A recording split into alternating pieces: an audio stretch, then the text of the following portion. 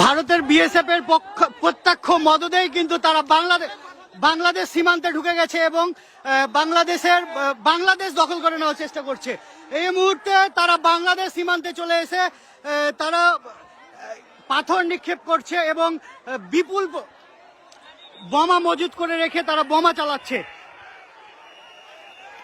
আমরা দেখতে পেয়েছি কয়েকজন বিজিবি সদস্যও কিন্তু এখানে আহত হয়েছেন।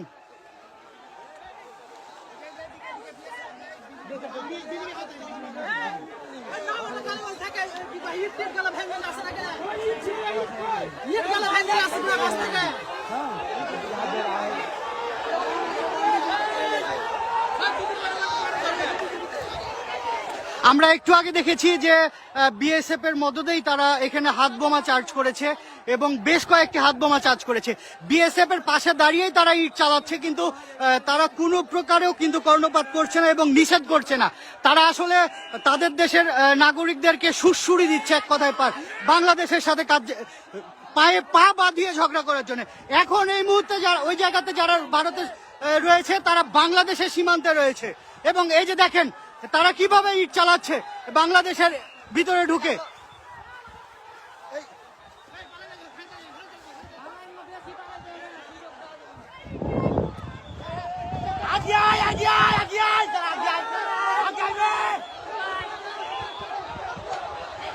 এখানকার পরিস্থিতি খুবই ভয়াবহ।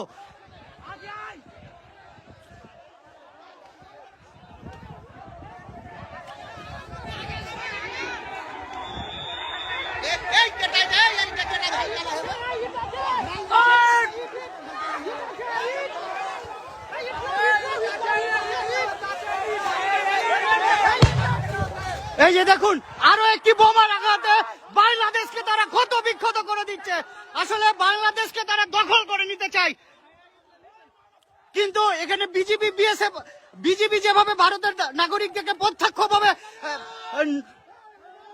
সাই দিচ্ছে, কিন্তু বিজিবি আসলে বাংলাদেশের নাগরিককে বাধা দিচ্ছে। এই যে দেখুন বাংলাদেশের অভ্যন্তরে তারা বোমা ফুটাচ্ছে, মুহুর্মুহুর বোমা ফুটাচ্ছে। কার্যত বাংলাদেশের বিজেপি এখানে সীমান্তে এত বোমা ফুটছে, কি করছে তারা?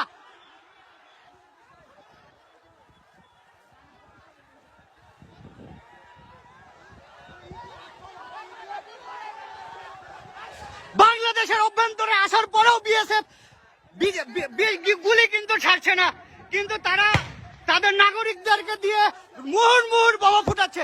এখানে একটা যুদ্ধগত অবস্থায় পরিণত হয়েছে। বাংলাদেশের মানুষ ফুঁসে উঠেছে। এই যে দেখুন কি পরিমাণের বোমা ফুটাচ্ছে তারা।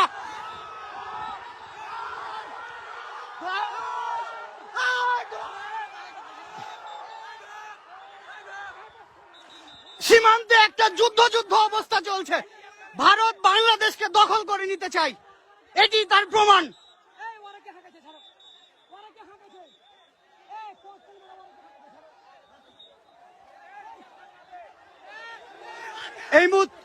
এই মুহূর্তে বাংলাদেশের অভ্যন্তরে তারা টিয়ার গ্যাস চালিয়েছে। এই যে তার ধোঁয়া এবং তার প্রমাণ। কি করছে বিজেপি?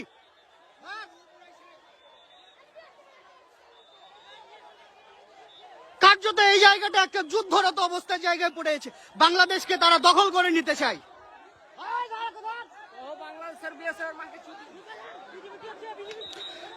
সীমান্তের যে নাগরিকরা রয়েছে তারা আসলে এখানে একটা আতঙ্কের মধ্যে রয়েছে।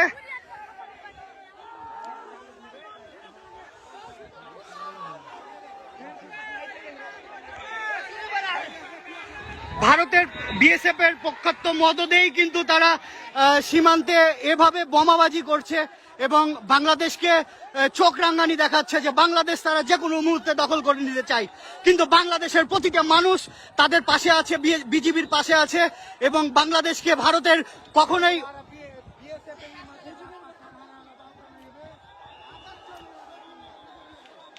বিজিবি কার্যত মানুষকে শুধু থামাচ্ছেই, আর বিএসএফ ভারতের মাটিতে দাঁড়িয়ে বাংলাদেশে টিয়ার গ্যাস নিক্ষেপ করছে।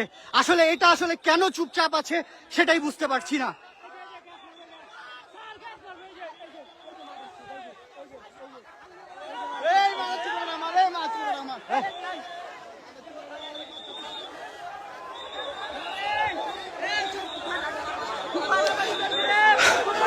খুবই শোচনীয় অবস্থা এই জায়গাটাই।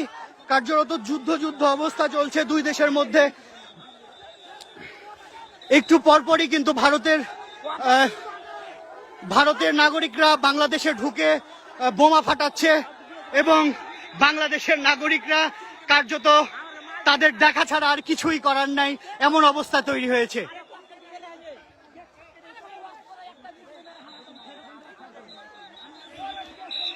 এই মুহূর্তে রয়েছি চাঁপাইনবাবগঞ্জের চোকা সীমান্তের সর্বশেষ আপনাদেরকে দেখানোর চেষ্টা করছি।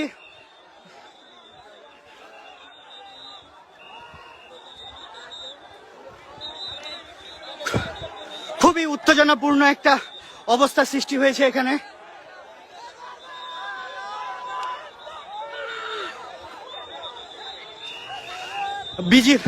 ভারতীয় নাগরিকরা একটু পরপরই ইট পাটকেল ছুটছে আর বাংলাদেশের অভ্যন্তরীণ এসে অবস্থান নিচ্ছে এবং তারা বোমাও ফাটাচ্ছে।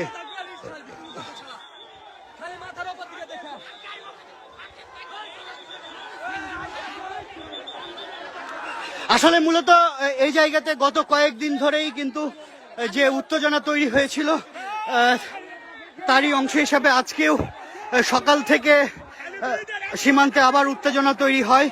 সেই উত্তেজনার পরেই কিন্তু ভারতের নাগরিকরা বাংলাদেশের অভ্যন্তরে এসে বোমা ফাটাচ্ছে, ইট পাটকেল নিক্ষেপ করছে এবং বাংলাদেশকে দখল করে নেওয়ার হুমকি দেখাচ্ছে। কিন্তু এখানে স্থানীয়দের প্রত্যক্ষ সহযোগিতায় তারা বারবার ব্যর্থ হচ্ছেন এবং সীমান্তে এই মুহূর্তে হাজার হাজার মানুষ, এই অঞ্চলের হাজার হাজার মানুষ ঢাল হিসেবে দাঁড়িয়েছে ভারতের। গেঞ্জি পরো।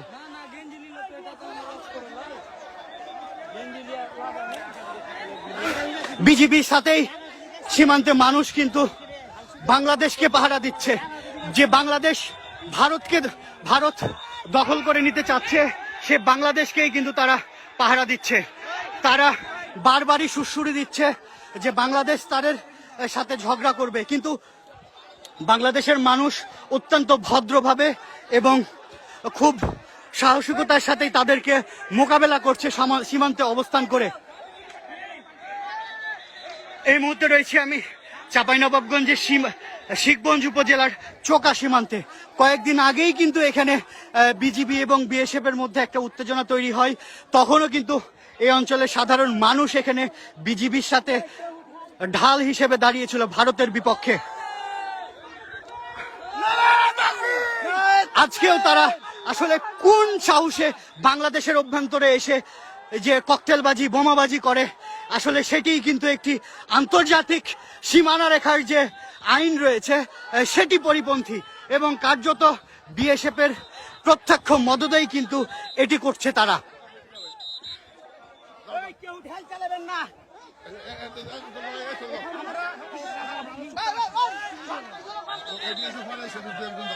আমাদের জিনিসপত্র নাকি আপনাদের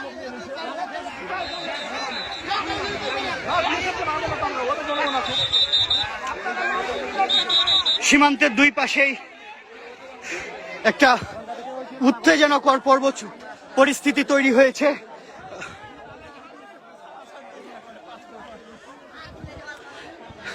সীমান্তে বিজিবির সাথে সাধারণ মানুষ কিন্তু ঢাল হিসেবে দাঁড়িয়েছে।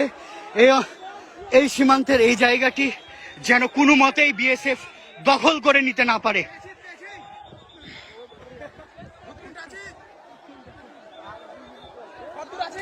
এবং সীমান্তে বাংলাদেশ সীমান্তে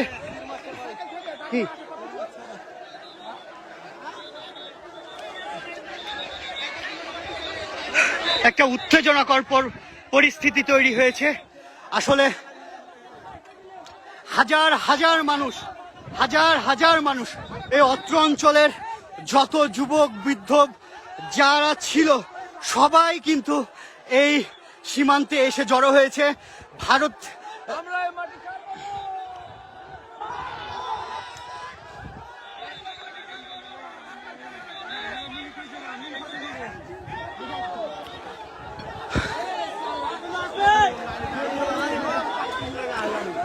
আপনারা দেখছেন রাজশাহী বার্তা এবং রাজশাহী বার্তা থেকে সর্বশেষ আরো সংবাদ পেতে আমাদের সাথেই থাকুন।